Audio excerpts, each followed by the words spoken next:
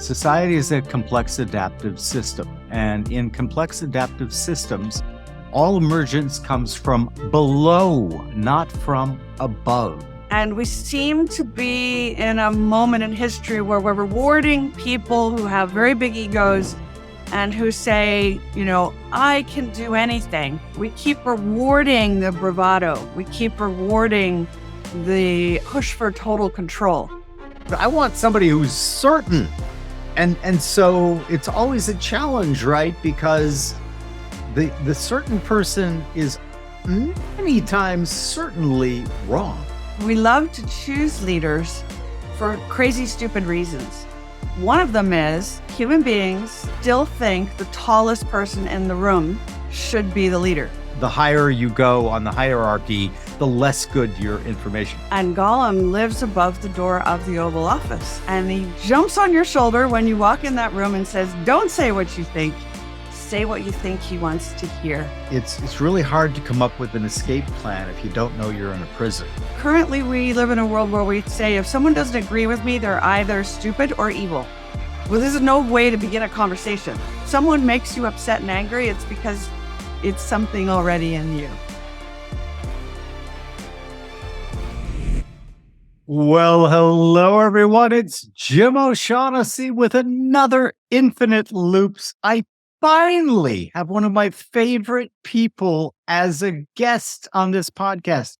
I have been on many other podcasts and panels and all sorts of things with Dr. Pippa Malmgren, who is the best-selling author of The Infinite Leader, Balancing the Demands of Modern Business Leadership, as well as two other best-selling books. The acolytes surrounding you, Pippa, are amazing. One commentator said, essentially, you are digitally divining the future. I love that one.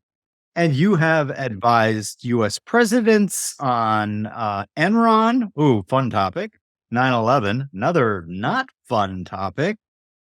As part of the National Economic Council, you've been a founder of companies. I mean, is there anything that you haven't done? Welcome, Pippa. Thank you so much for having me. And I'm so psyched to be on this. I love the quotes that you put up on Twitter. I just think it's a sign of such an educated mind.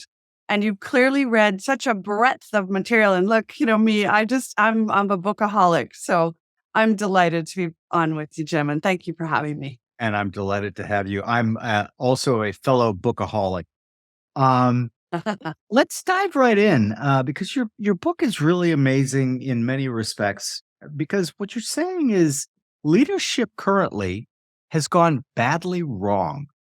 Talk to us about that. Well, I think everybody knows this. We've had so many leadership failures. And the question that I and my co-author, Chris Lewis, were asking is, why is this so?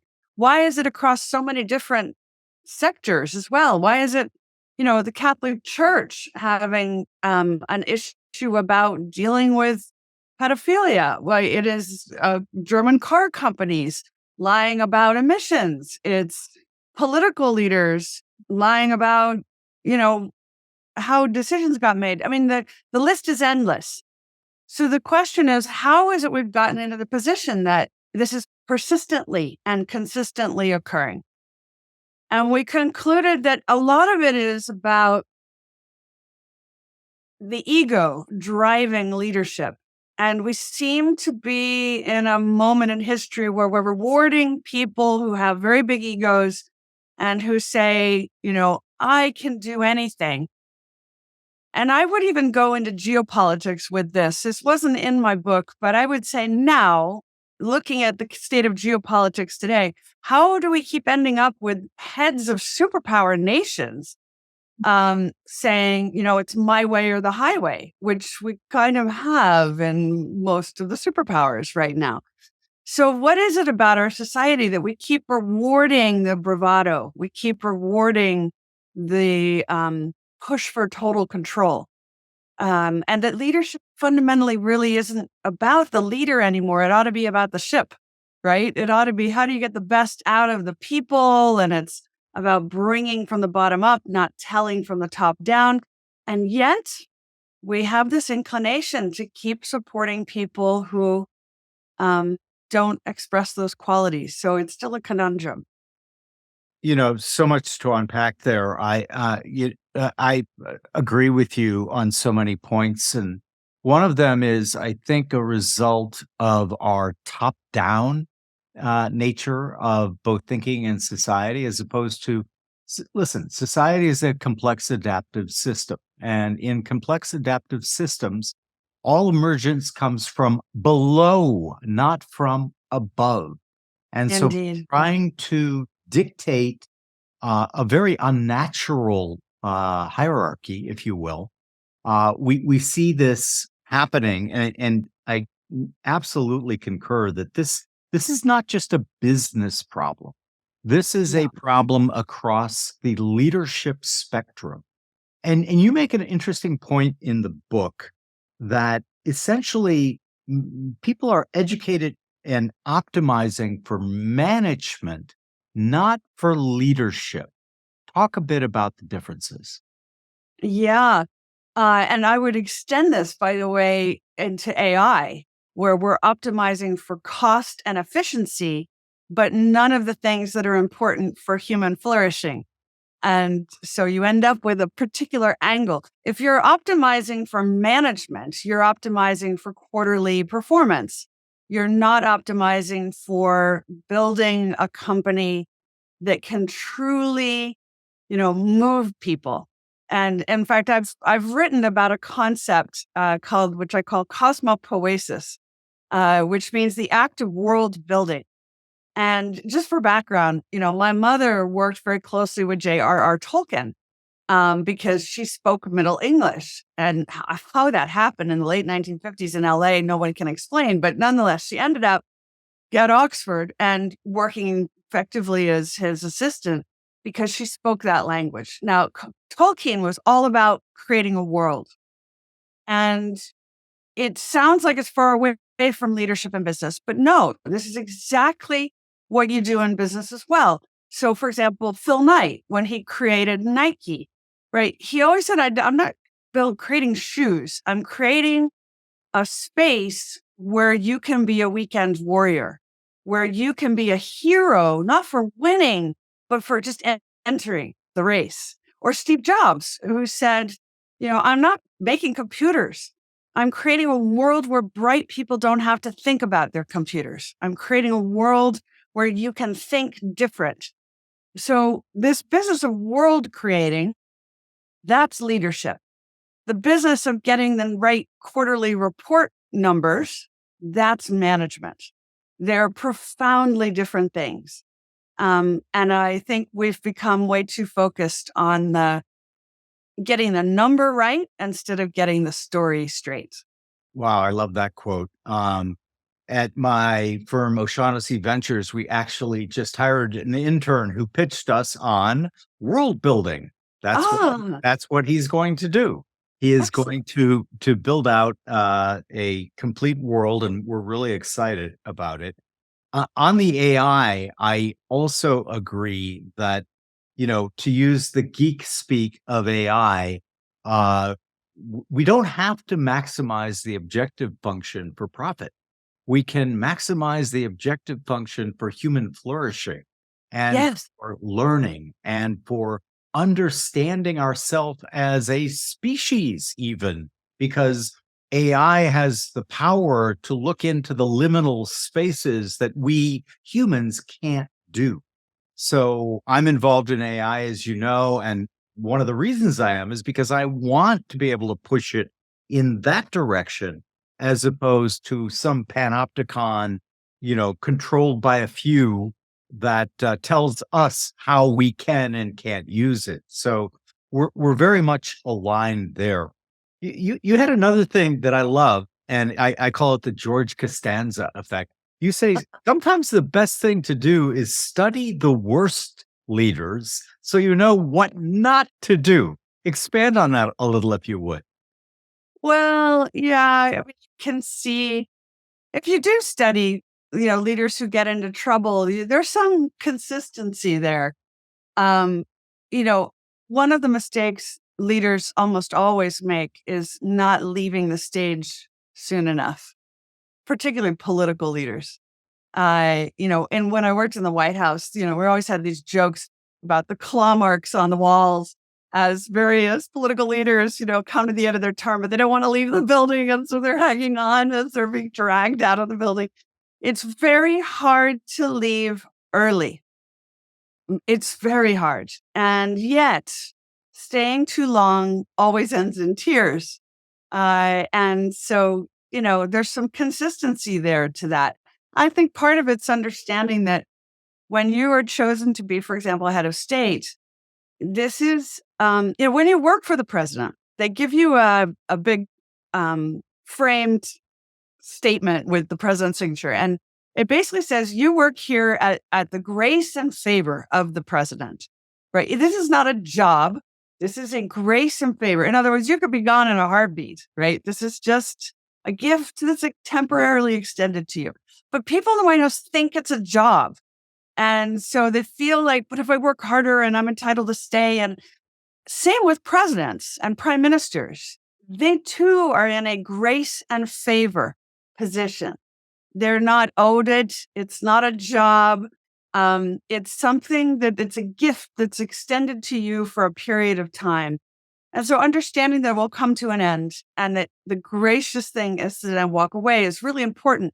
Now, I worked for George W. Bush, who was at the time highly controversial. A lot of people didn't like him. Now everybody's like, can you bring him back? Because he seems so reasonable compared to what we've got, subsequently.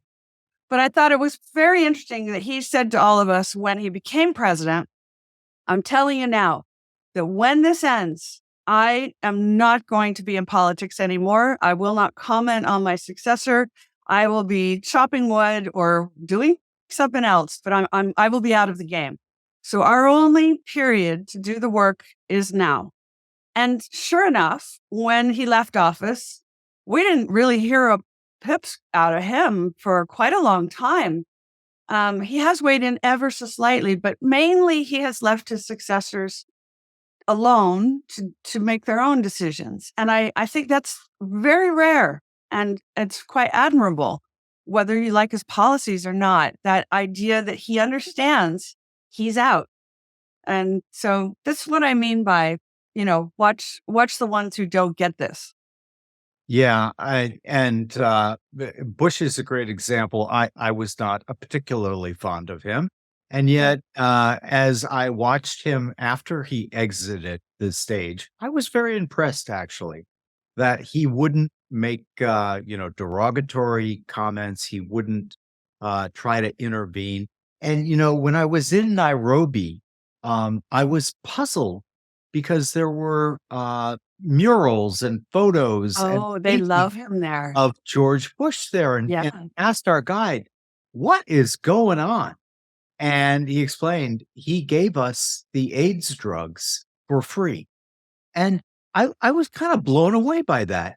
The fact that no American media, at least no American media that I was reading, and I read the New York Times, the Wall Street Journal, etc., had covered that, and that kind of quiet nature, I was very impressed by. Another example of that is somebody that I maybe I just don't like any politician, but like so Bloomberg, when he was mayor of New York, I learned that he spent vast sums of his own money with the direct command to his staff, don't tell people about this. I don't want this to be a press op. I do not want any of that. And after I learned that, my estimation of him really increased dramatically, because it gets to now the point of going out on top. He wanted that third term, so maybe we won't put him in that category. But it also makes me think of the show Succession. I think it's a great example of how not to run a corporation, but something that I thought was very fascinating. I sort of think of it as King Lear meets Rupert Murdoch.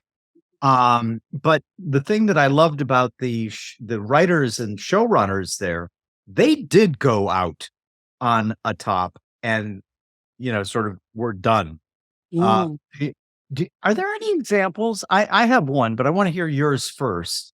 Of leaders who actually did that, who actually, George W. Bush being one, but other leaders who just were like, okay, I've done my piece, I'm done. There is one, and it's super interesting, is Jacinda Ardern from New Zealand. And that is exactly what she did. Now, again, we're not talking about policy. I have all kinds of opposition to her policy on a number of things. But as a leader, it was extraordinary that she said, I've guided the nation through a particularly challenging period. And I've given it the energy that I have. And now I recognize in myself my limits, and I will move on. It's time for someone new with a fresh energy and a fresh vision to take over. And she got tons of flack for that. And a lot of people became very sexist and said, women can't take the heat, right? And I thought, how interesting that they turned it into a gender-related issue, which hadn't occurred to me. But I can see why it's a kind of, you're not tough enough. But that feeds into the idea that this is about being tough as opposed to about being able. And I think, again, it's treating that office as if it's some kind of earned prize and I get to keep it once I'm there. It's mine, all mine, nobody else's. So suddenly it's Gollum, right? Speaking. And again, I come back to my my Tolkien references. I remember I was sitting when I was working for the president, I had a very interesting moment where a chief executive came in to see me and to see the president. And he's like, the president's policies are terrible and he should fire the secretary of the treasury. And he had a super negative position. I'm like, this is great. Let's go see the president and you tell him what he thinks because he needs to hear your opinion. And he's like, yeah, no, we're walking down the long corridors to get to the Oval Office. And we literally enter the Oval Office and the guy's like, Mr. President, I am so delighted to meet you. And I'm like, hey, wait, slap, come back to me. What happened? He literally was transformed because he suddenly saw trips on Air Force One. And as I sat in that room watching this, I realized, oh my gosh, the Oval Office is round and this is the ring. And Gollum lives above the door of the Oval Office. And he jumps on your shoulder when you walk in that room and says, don't say what you think. Say what you think he wants to hear. And most people, they succumb to this because they're ambitious and they want to be on Air Force One. And it takes quite a force of character to walk in there and say what you actually think. So this is, again, Gollum lives above the door of the Oval Office. That's where he lives. I love that. And, we can see historically that, the playbook for leaders has always pretty much included the magnificent structure of their offices or their, go to the Vatican, for example. You really can't help but be overwhelmed when you enter the Sistine Chapel. And one of the things it also brings to mind, though, is the opposite. I'm sure you've toured Churchill's wartime offices, and if you haven't been there, for those listening or watching, they're tiny.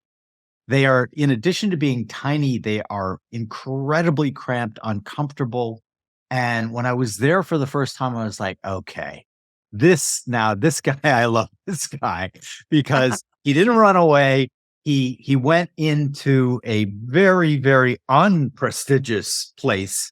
And who knows, maybe that helped his people advising him, give him true advice, because that seems to be another common pitfall for leaders is, the Peter principle, right? The higher you go on the hierarchy, the less good your information. Robert McNamara, when he was Totally.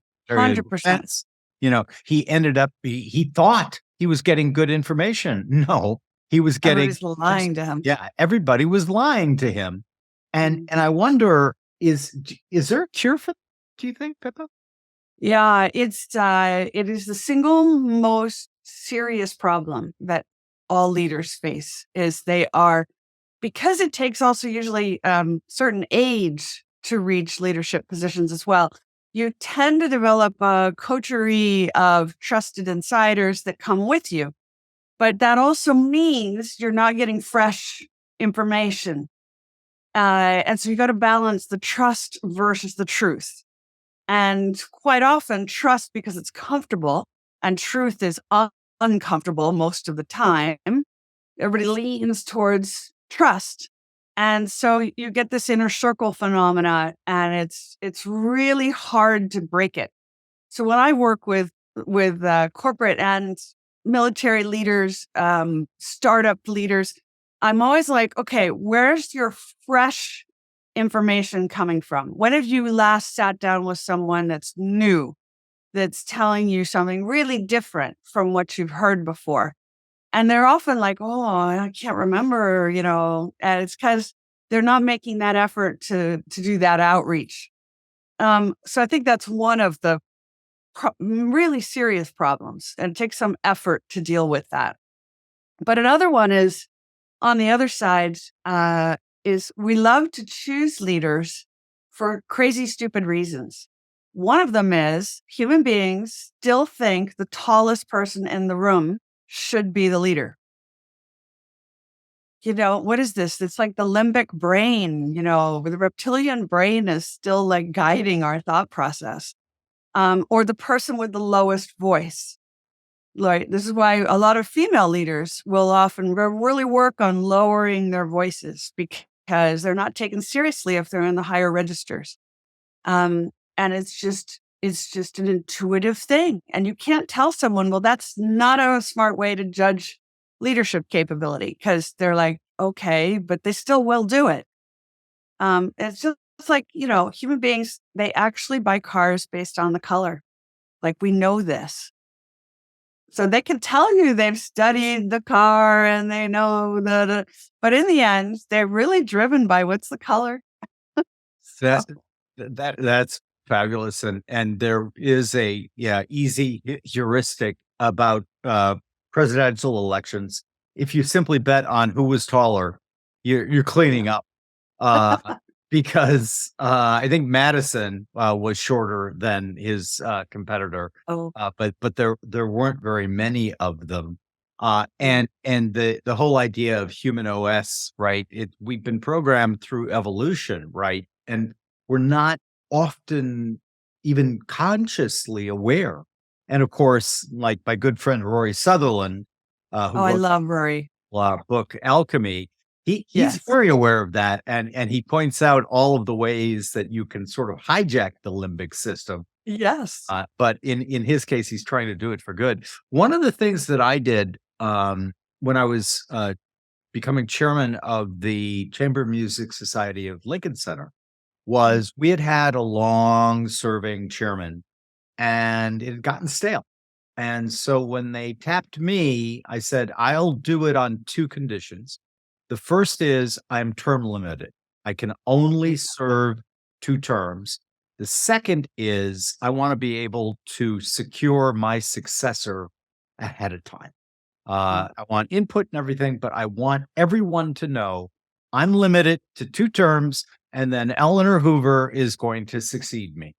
And that seemed to work really well because I think sometimes when you are doing something and loving it and everything else, you kind of forget.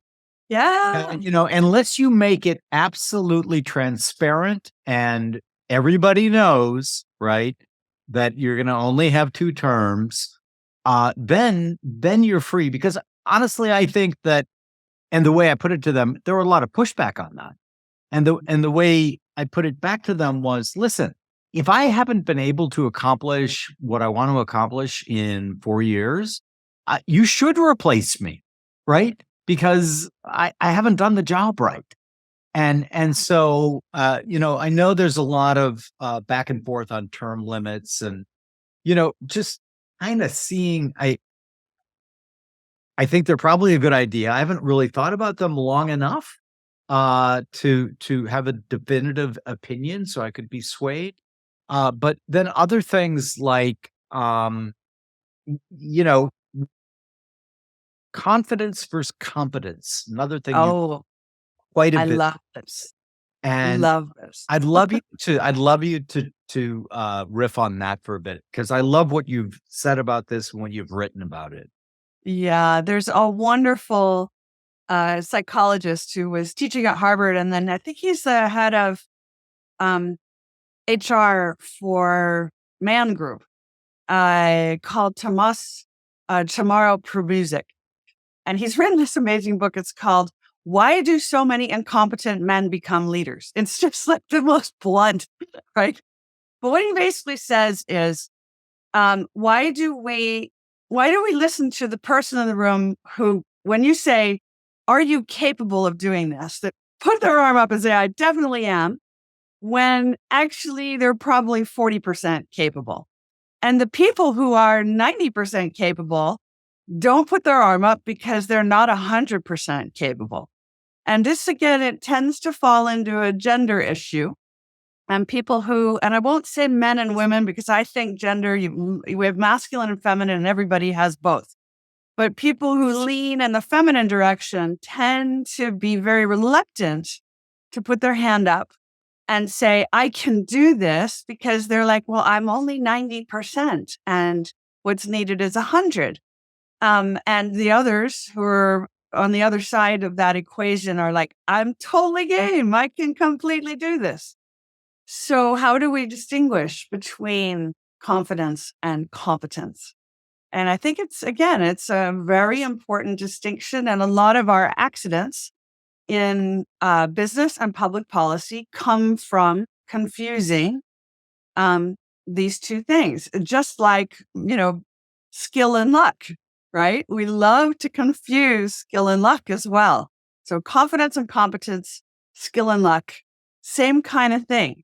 How do we keep thinking we're so brilliant when maybe we're not so brilliant? So what are the solution sets there then? How do we disambiguate the Mm. two, skill and luck, competence and confidence? Again, these are all hooks into our evolutionary human OS, right? And one of the things that you want is, you want somebody. It's human nature to say they're full of doubt, right? And Yes. and goodness, I don't want somebody who's full of doubt. I want somebody who's certain. And so it's always a challenge, right? Because the certain person is many times certainly wrong. Oh, uncertainty is a killer as well. We know the minute you're feeling certainty, you're toast. And even if it works for a while, that's lucky. That's not, necessarily knowing. And this is one reason I make a big distinction between prediction and preparedness. And in markets, you and I have been in markets for a long, long time. Everybody loves predicting, right? Dollar yen, up or down, stock market, up or down. And actually, preparedness for a range of outcomes or a range of volatility is a smarter way to think about how to allocate capital than the black and white, up or down. But it's funny how people love to get into this one way or the other thinking. I've found it a lot in recent years. I wrote back in 2016 or so in my book Signals, where I said inflation is coming because we've made decisions that tell us there's no other way out. We're going to get inflation.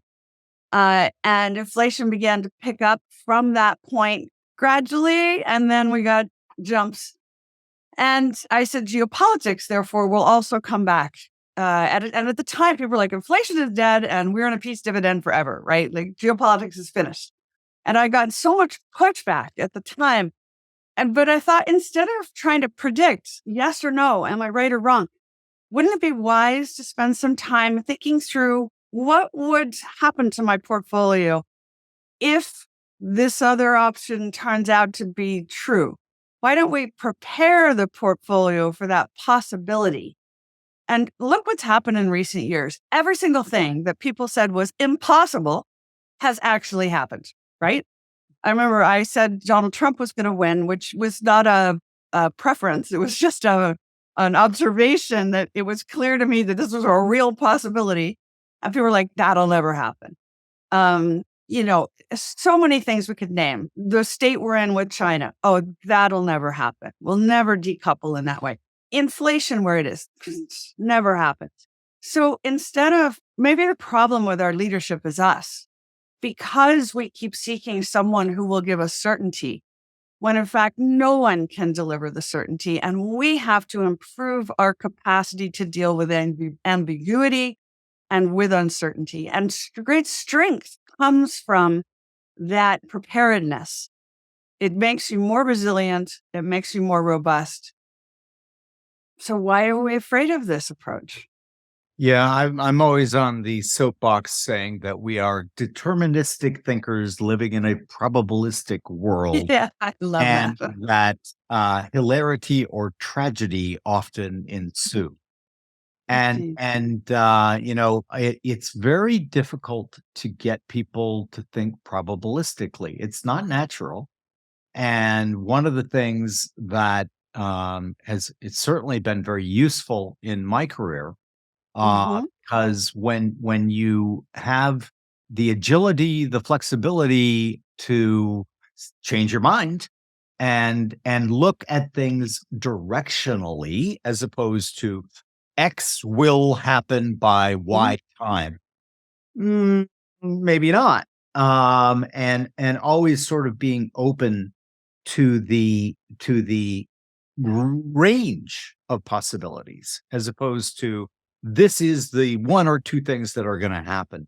One of the things as I was rereading your stuff, is as you were describing the ideal leader, words you used were like fluid, agile, active. I really felt like I was reading Lao Tzu's The Tao Te Ching. Yeah, Are you heavily influenced by Taoism, Buddhism? definitely. And my co-author too. Yes. And I come at it from a different angle. My angle is surfing because I grew up surfing every summer in LA where my grandmother lived. And the thing is, I find people, when it comes to the world economy, whether you're talking about a trader, an investor, or somebody building a company, they tend to take this approach of like, okay, I'm here and I want to get to the top of Mount Everest. So I just have to assemble the team. We got to get the right equipment. We're going to pick the right time of year and then we're going to go. And I'm like, but it's not a fixed target. The world economy is this super fluid, constantly moving. So it's a lot more like surfing than it's like mountain climbing. And I've done both, right? I've been to the top of the Himalayas. This is not mountain climbing, it's surfing. And when you're surfing, the weather is changing, the waves are changing, each wave is individual. And if we treated our work in the markets as an exercise in surfing, I think you'd get much better outcomes. I think people would get more comfortable and they would stop thinking like, I have a model and it works. And you're like, yeah, but the ground underneath the model it keeps moving around. So the model doesn't work. I remember learning that when I was at Bankers Trust and, we pioneered value at risk. And I remember, and I'm no mathematician, right? I'm compared to those guys. Oh my God. And I sort of remember noticing like, but wait a minute, a core element of the model is the volatility number. And volatility is changing second by second by second. And you guys are only updating the vol number once a year. So isn't the model going to give you the wrong answer for most of the time? And they were all like, oh, shut up. And actually, that was the thing that led to the whole collateralized debt crisis. It was literally that we thought we had this model and it was sitting on concrete when in fact it was sitting on moving water. Does that make The sense? Yeah, it makes total sense. That was another one of my hobby horses. I would tell anyone who would listen to me when Value at Risk was the rage. I was like, that is going to do so much damage because it is giving people the illusion of certainty, the illusion of control. It is breaking down an incredibly complex system to a single number, and I said, we will rue the day that we, in any way, said, hey, we've got the answer. The VAR on this particular portfolio is whatever percent. And literally the reactions, much like you, the reactions that people had to me were, shut the fuck up, O'Shaughnessy. Just Like, shut up. up. Because they really thought that they had an incredibly useful thing that, to my mind, was static from the get-go. As you Well, pointed out. actually, Yeah, Jim, please. this is really important and interesting, and it gets to a much more profound issue, I think. I'd love to test this idea out on you, which is throughout the course of human history, we've had two primary technologies for imposing order on chaos. And one is numbers, and the other is stories. And between the two, stories are much more powerful. And, we remember the oldest story of the universe from the Rig Veda, right? There's stories stay with us, and we buy and sell and act on the basis of the emotional response to stories. But we're in a period of history since René Descartes where we've separated the body from the mind, and we've said, only science counts. So it's got to be numbers or it's not real. And so we've dismissed everything we can't quantify, which I think is a tragic error in human history. And we have learned a lot by saying what we can quantify has given us answers. That's true. But I feel we're on the brink of reintegrating the two. And this is a profoundly different way of processing reality than what we've had since Descartes. And I remember Arthur Koestler, the philosopher, always said, he talked about the Cartesian catastrophe, which was this splitting apart. And so when you split things apart and you're doing science, it's like dissecting, right? You chop things into ever smaller bits, trying to understand what it is. With stories, you go back to looking at the holistic picture. And I think that is what humanity is starting to do as we find the connections and we go, well, actually, the bacteria in your gut is influencing your behavior, right? It's not disconnected. It's not all some separate thing. And I'm convinced that there are two big events happening right now that are truly historic, that are pushing us much more back into that holistic approach where we allow the stories because they have truth, even if we can't prove it. And one is that we're returning to the moon. We are, in my opinion, at a once in a species moment where we are not going back just to step on the moon. We're going back to stay and to build and to launch. And this is an extraordinary moment in human history. And second is actually what's all in the news this week, which is suddenly out of the blue. And to talk about a leadership issue of epic proportions.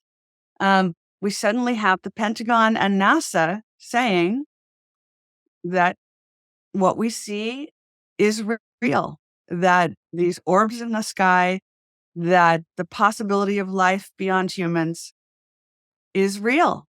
And suddenly you have a whistleblower from the Pentagon, right, who the Pentagon has approved to say this. And this has got everybody in a twist because they're like, no, this can't possibly be right. But if it is right, then we have a real leadership issue on our hands. I think the two aren't coincidental. I think that I have kind of two views on it. I think of Emerson. I think it was Emerson who said that numbers serve to discipline rhetoric. He said they keep us on a path that we would diverge from and make our path closer to the human heart. But I also 100% agree on the power of stories. When Kennedy gave his famous speech in the early 60s saying that we were going to put a man on the moon, all the engineers in the United States were like, well, we have no idea how we're going to do that. Yeah. And so stories are wonderfully motivating, I think, in opening up the aperture of people's view on things and think, oh, I never thought about that. Maybe we should start thinking about that. So I love the power of stories married to numbers. As far as the UFO thing, I'm still in the skeptical camp of that. In that was totally open to it and would love, hey, like if I could be alive when we met other sentient beings, like talk about being the cosmic lottery winner. Yes. If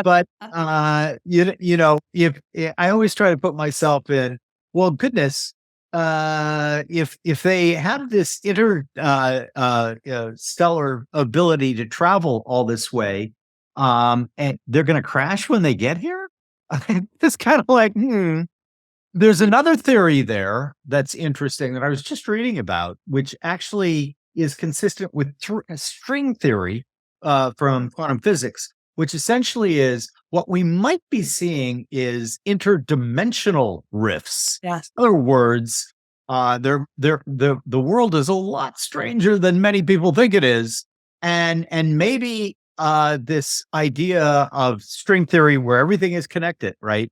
And that all of the various dimensions are connected, and there are many of them. And maybe what's happening is other dimensions are glitching in and out of our reality, in quotes. I'm a huge fan of Robert Anton Wilson, who I'm rereading right now. Me too. And like he's just got so much gold in what he's talking about.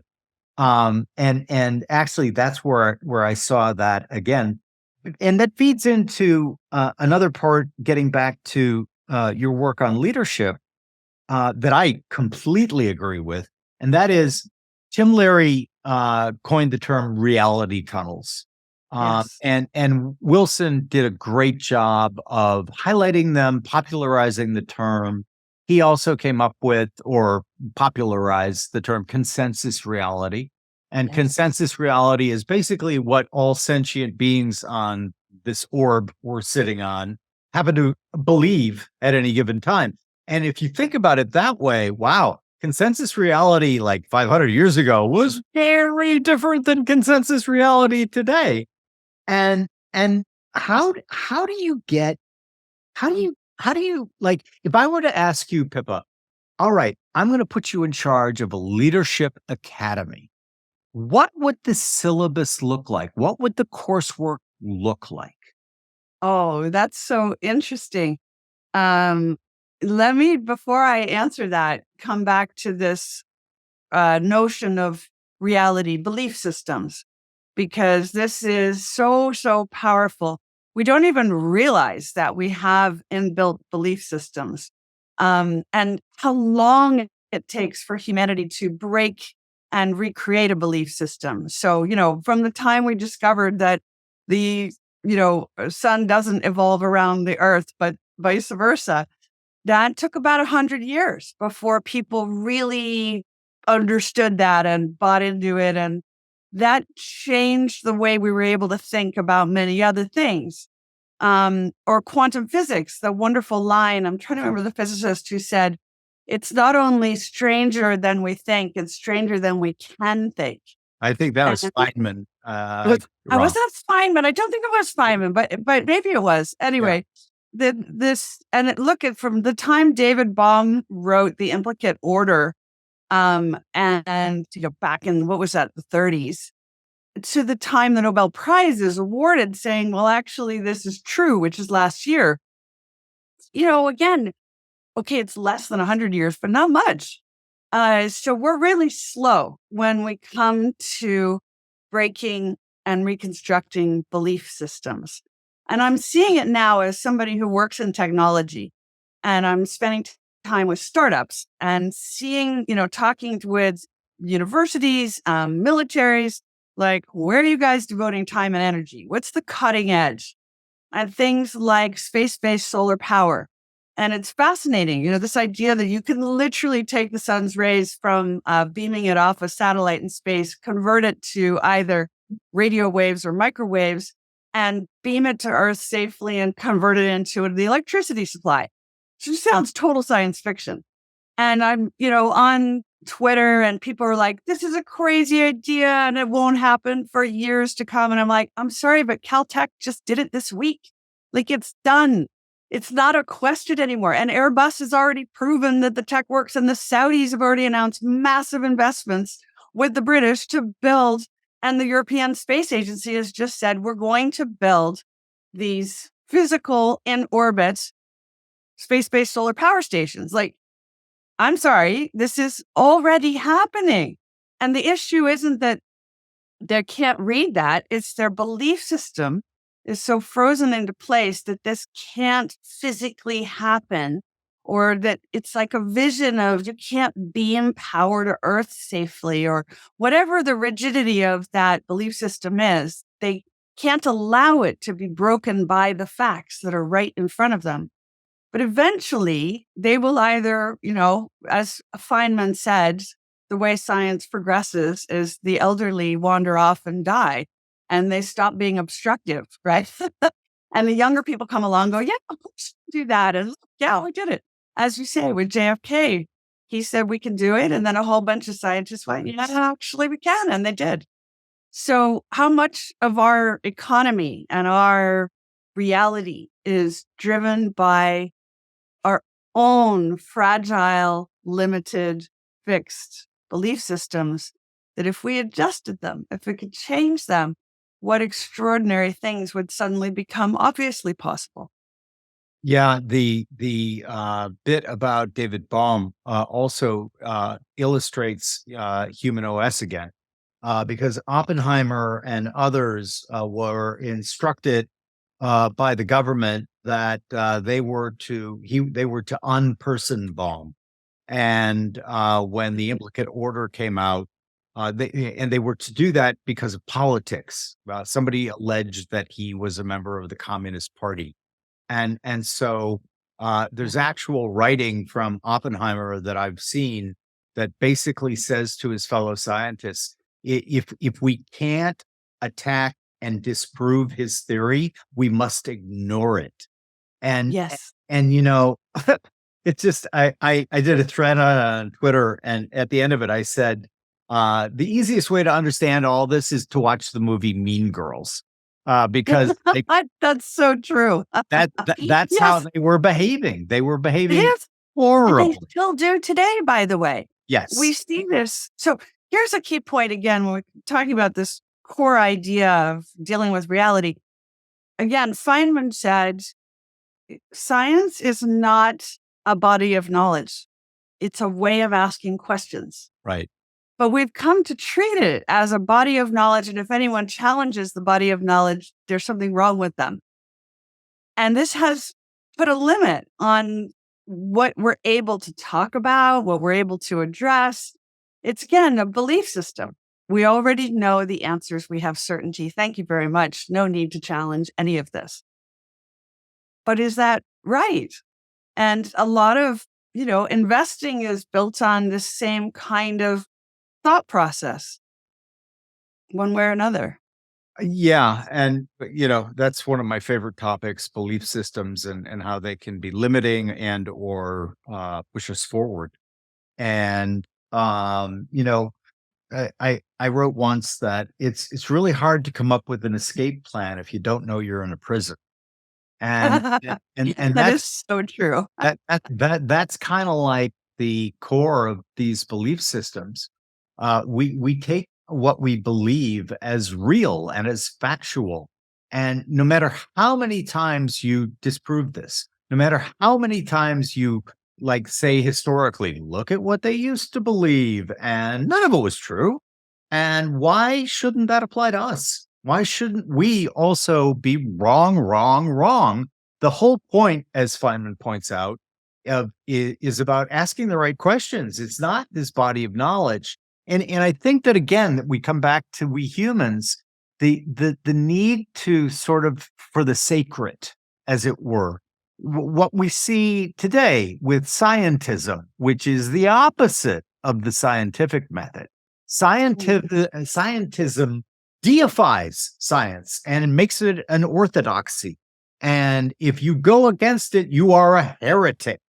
It seems like we've got this real thing for heretics. We love burning them, stoning We them, do. hanging them.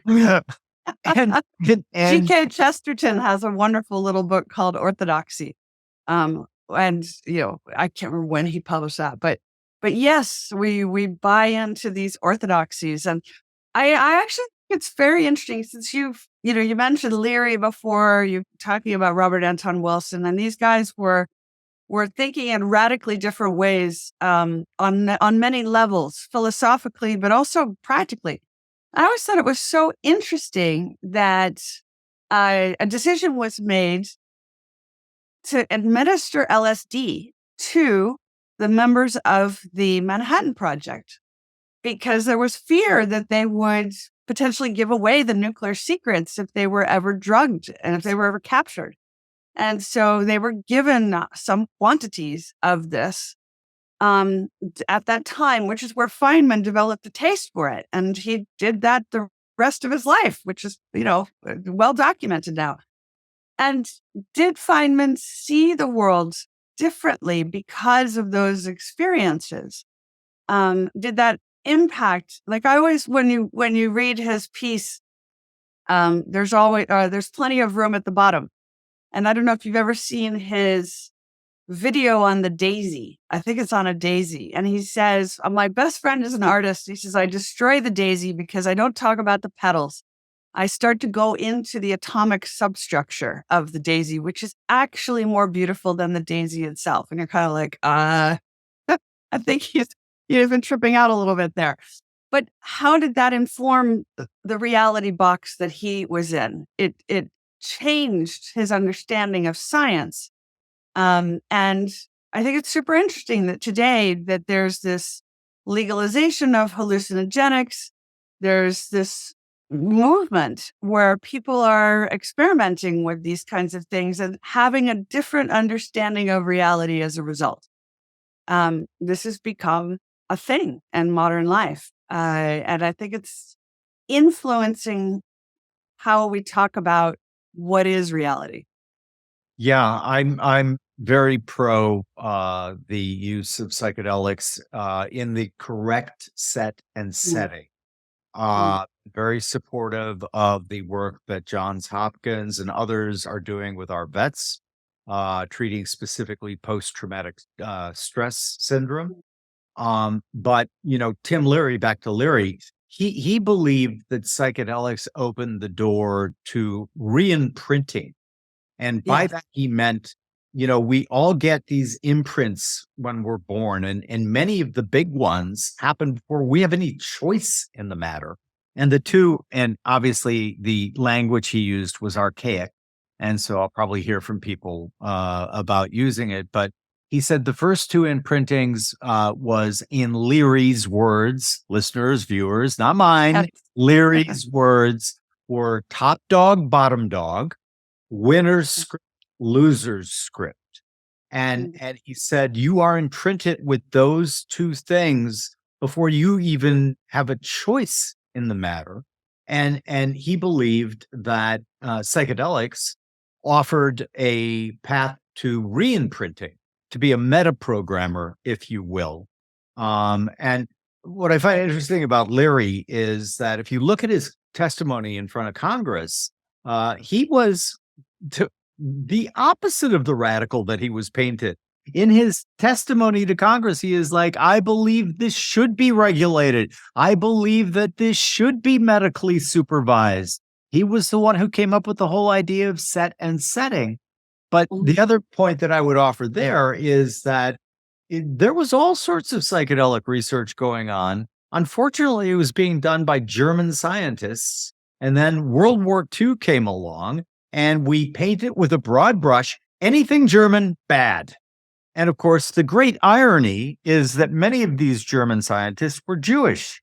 And and that they burned the work not because of their religion or their cultural heritage, but rather because they were Germans.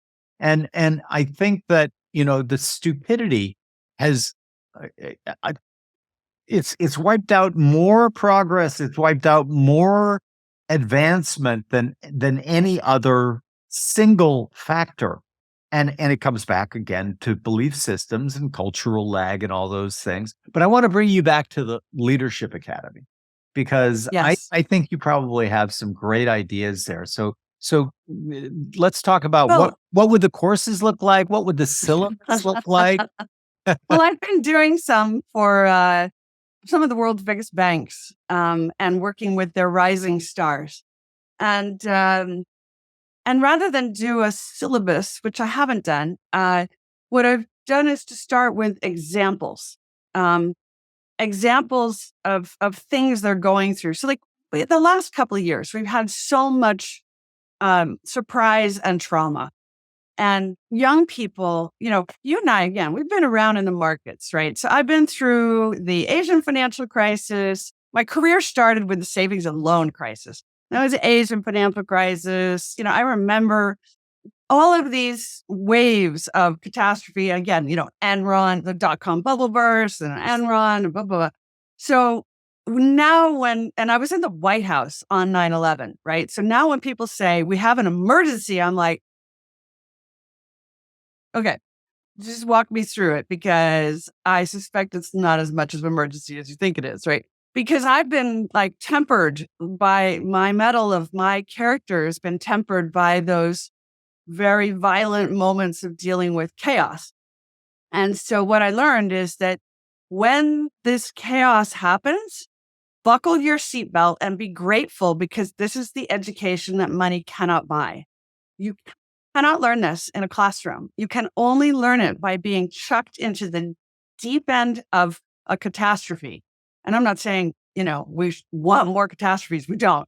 But if you have the chance to be in the front line of one, and it's your job to get us through it, then instead of going, oh my God, this is terrible, and how are we ever going to handle this? Just be like, great. And thank you for giving me this privileged position to be here where I can observe how things really work. And so it's a blessing. It's not a disaster, in other words. And that mindset, that attitude changes how you handle it. It really does.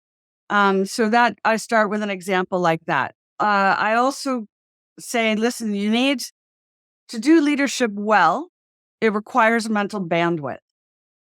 And so I think there are lots of lessons to be learned from Formula One. And people are like, what? Formula One? Well, in Formula One, I've been very privileged to meet with a bunch of the, best minds on that subject. And they operate at about 80% of their mental bandwidth, because they know they're going to have an accident, right? Obviously, there's going to be an accident at some point. And so they've got to have the space to deal with it when it comes. Now, when you work in the White House, you're at 100% all the time, which means you are being burned out, your brain's fried, and then an emergency happens and everybody goes to about 120, which is totally impossible. And it's fascinating what starts to happen to people. They literally stop eating properly. They stop sleeping. They get very sort of breathing in a shallow way, right? Because there's so much pressure. And they start to get jittery. You can actually see hands start to shake, right? Like you wouldn't let a pilot fly an aircraft with so little sleep and so little food, but you let them drive the future of the nation's policy. Like, really? So when the crisis is happening, for leaders to look at their team and see, is everybody okay or not? Are people showing signs of this horrible fatigue and pressure and physical stress? And you could tell in the language as well. Is everybody jockeying to interrupt everybody else? Is there a sense of urgency that everybody's speaking faster than usual? And what can you do to slow it all down, right? It's a leadership skill. Even to open the meeting, with, and I've seen people do it, it works. You open the meeting with, let's take a deep breath and be fully present now in this moment, which, 10 years ago, if you said that in a meeting, people would be like, this person has totally lost their marbles. Today, you do that in a meeting, and particularly anybody under 40 will literally straighten up and come to attention because they understand exactly why it's important. The older people in their 60s will snigger, but the younger people will be like, yes, let me ground. Let me pull myself back into a place where I can think straight before we try to do something serious, right? So these are some of the things I would put in my leadership academy. You've also written, first off, my career is sort of similar to yours. I remember the savings and loans fiasco. And one of the things that I speculated about with the great financial crisis was the authorities came in and fixed the saving and loan situation, but there were consequences. People went to jail, and the terms that were offered were draconian. They were ground down, and like nobody who was mismanaging those savings and loans, if they avoided jail, they went broke. So the litmus test of that, when compared to the global financial crisis, I think is one of the things that made the public and society much more jaded, in that the global financial crisis essentially proved the contention that many held, that you could socialize losses. And I think that's a really bad idea, because, I know that one person, two people went to jail, but they were minor characters in the global financial crisis. And so it leads me back to some other requirements that I've seen that you've written about for leadership, which are: one must have balance, one must be unselfish in terms of the way they bring their thoughts and ideas to leadership. The ones that I love that you've also listed: curiosity, humor. I think people really don't understand the power of humor, because basically it's really what our comics of today are the ancient court fool, really. Definitely. Right? So the jester. The jester was there originally because he or she could tell the king the truth. The truth. Yes. Through humor. Yeah. And like, I love this list. The other one on there, of course, which I'm huge on, is curiosity. Do you think that part of the problems with leadership today, and I'm not just talking in business, as you opened our discussion with, we're talking about the way the world responded to the COVID thing, the way that we are responding to the Russian war with the Ukraine.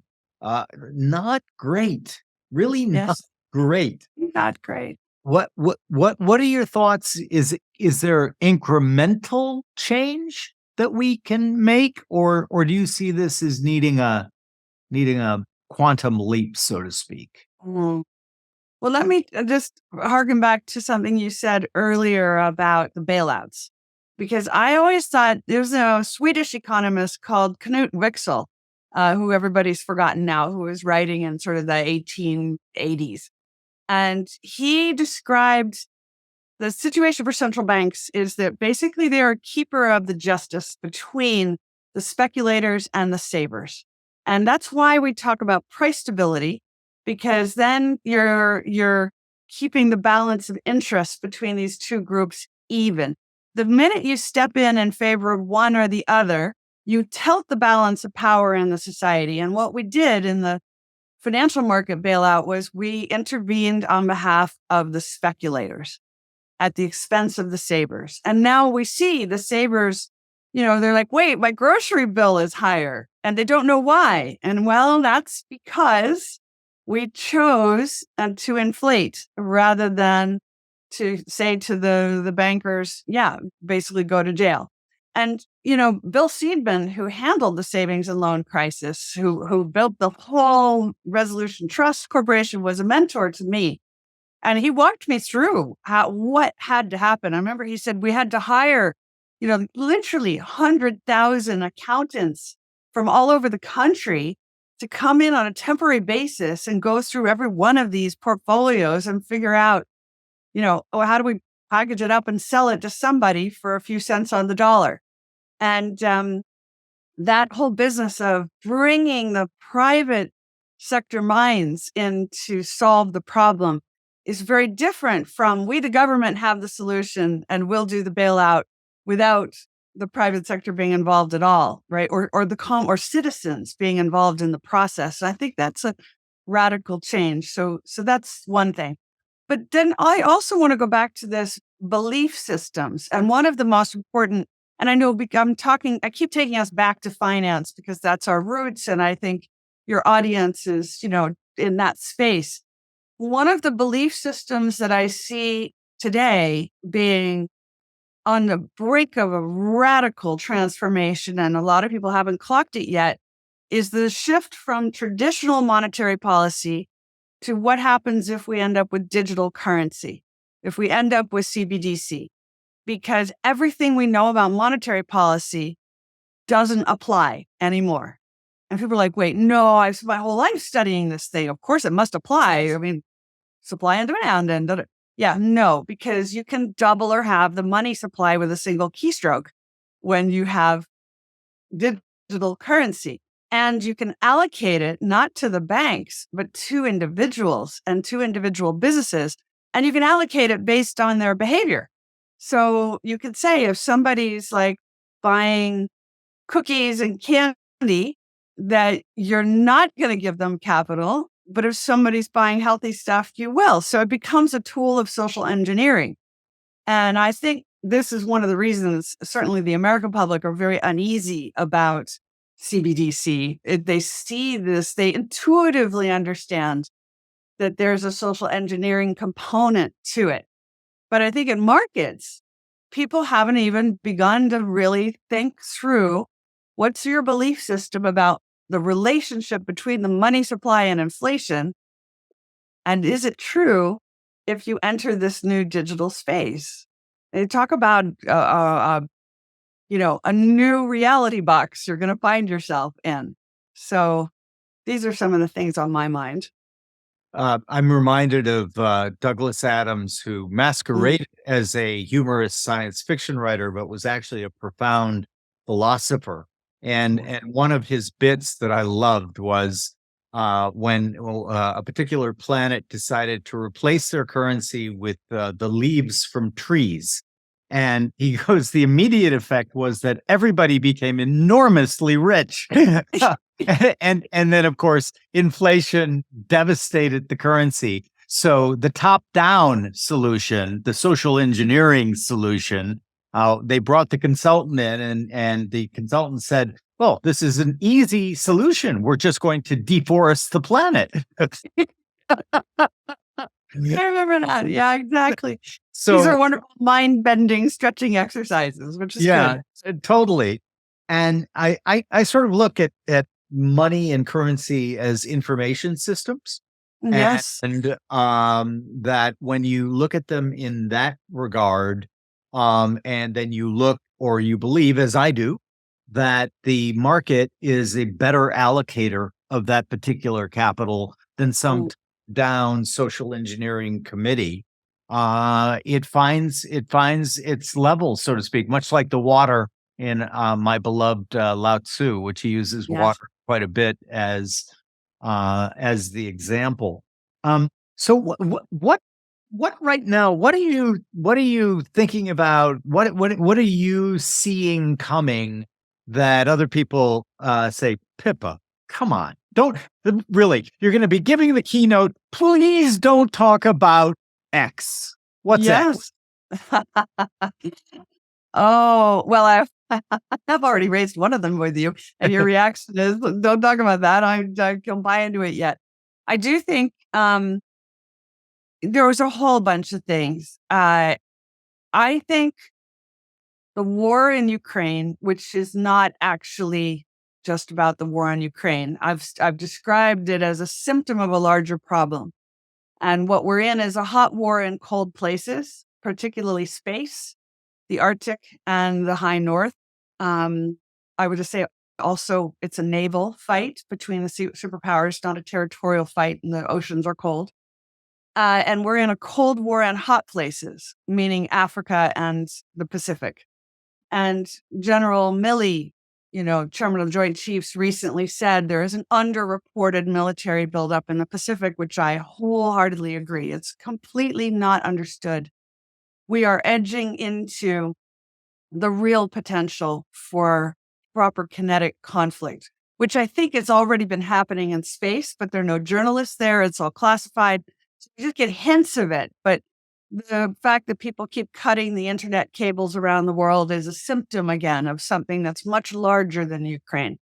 So on the one hand, I've been early to say, and I wrote a piece in October 2021, where I said we already are in World War III.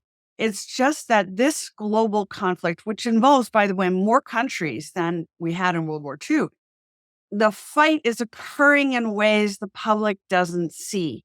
It's occurring in space. It's occurring with subsea internet cables. It's occurring with cyber attacks. So it's not humans having bloody conflict on a battlefield. And actually, maybe this is a better way to have our wars, right? It is in Ukraine, that sort of thing, but it isn't elsewhere. So in my view is we are already in it. And now that people are starting to say, oh my God, I think we might be in World War III. I'm like, yeah. Now my position is, and what is coming is a resolution. Because you can see Xi Jinping is jockeying to be the peacemaker. You can see that he's going to tell President Putin what to do fundamentally. The US is trying to negotiate a deal with Xi Jinping. And my question to your audience is, are you prepared for the peace? Because when the peace dividend comes, when we do reunite the American and Chinese economies, when we get this deal, the opportunity is going to be massive. And are people ready for it? And of course they're not, because they're mentally in a space where they want to exclude the Russian economy from the world forever. They want to cancel the Chinese economy. And I'm like, we know from history that you can't cancel a country, right? You have to reinvite 1 billion Chinese and however many Russians back into the world economy, because if we don't, we will be at war again. And since none of us want to be at war, how do we create the conditions for peace to persist? Almost no one wants to have that conversation right now, right? If I say we're going to need a Marshall Plan, not just for reconstructing Ukraine, but for Russia, because if Russia doesn't stabilize, we'll end up with worse in charge, and then we'll be back in a disaster again. So how do we create the conditions where the best can arise out of the, many brilliant people in Russia? And I would personally hate to be held accountable for all American presidents and their decisions, right? How could we hold the Russian public accountable for the fact that they've had somebody who's creating some problems? So this is a hard thing to be not the first, but to be early to say we are already in World War III. And everybody's going, no, no, no, no, no, no, no. And then finally they go, oh yeah, it might be. And now that they're finally getting it, I'm like, okay, now we need to prepare for the peace. And they're like, what? No, we're at war, right? It's a catch-up exercise the whole way. So I guess that's my thing, is trying to be on the crow's nest to see what's coming on that landscape before everybody else recognizes it, because they're so busy doing what they do all day long. They don't have time to look up. And my whole job is to look up. So that's maybe what's the main thing on my horizon. How do we contend with geopolitics heading towards a real problem, but having real possibility of a fantastic resolution as well? I'm also very interested in space, and I'm working on a documentary on the new space race. And I think there is the same thing. We are heading for abundance. We could have unlimited energy from space and unlimited resources from space that mean we don't have to rip Earth up anymore or use hydrocarbons, solves all our ESG issues. But that very abundance may be a thing that triggers real conflict amongst the superpowers, because whoever gets to that abundance first wins. So then how do we manage that process is another thing on my radar. I love that one. We invested in a company that essentially is doing space tugboats that that move satellites around that could be an integral part of the energy generation from space. I'm fascinated by that entire idea. In terms of the Marshall Plan, I'm a inveterate journal keeper, and so I'm able to keep myself honest as best I can to find out what Jim was actually writing when the Soviet Union collapsed, because our memories are unreliable and they betray us endlessly. But when you have it in your own handwriting, when you get called a liar in your own handwriting enough times, it keeps your mind flexible and open. And one of the things that I did confirm was that at the time, I was pounding the table that we should be doing a Marshall Plan for Russia then. We And should have. and we That would didn't. have fixed this problem now. Yeah, we didn't Yeah. do it because probably because of these constraints of belief systems, right? They were the bad guys. They were the and we should take great pleasure in watching them collapse. No, no. The most brilliant thing we did at the end of World War II was recognize the way we handled the end of World War I was horrible and created Adolf Hitler. And so George Marshall comes along and says, wait a tick, let's maybe rebuild Germany. Let's maybe rebuild Japan. And of course, the results spoke for themselves. So I know that you are time constrained because you have an airplane to catch. I could go on talking to you for hours. This has been absolutely fascinating. I love your It stuff. wonderful. At the end of all of our podcasts, we ask our guests, we give you a proposition.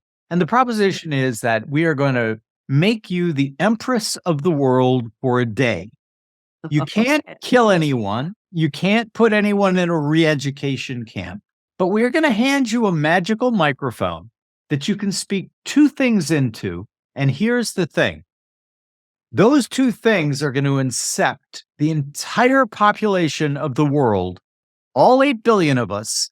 So the next time they wake up in the morning, whenever their morning is, they're going to think to themselves, I just had these two brilliant ideas, and I'm going to go at them right now, right today, no delay.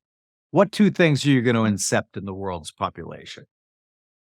I would love to create a movement, and I would call it the hug movement. Because I think when human beings put their hearts together, you literally create a massive electromagnetic field. And if we were to say to humans, you should find, it's not just someone you like, it's hug each other. Because if we have physical proximity and we are close together, our empathy goes up, our willingness to tolerate that someone else may think differently. Currently, we live in a world where we say, if someone doesn't agree with me, they're either stupid or evil. Well, there's no way to begin a conversation. So would I create a universal hug movement?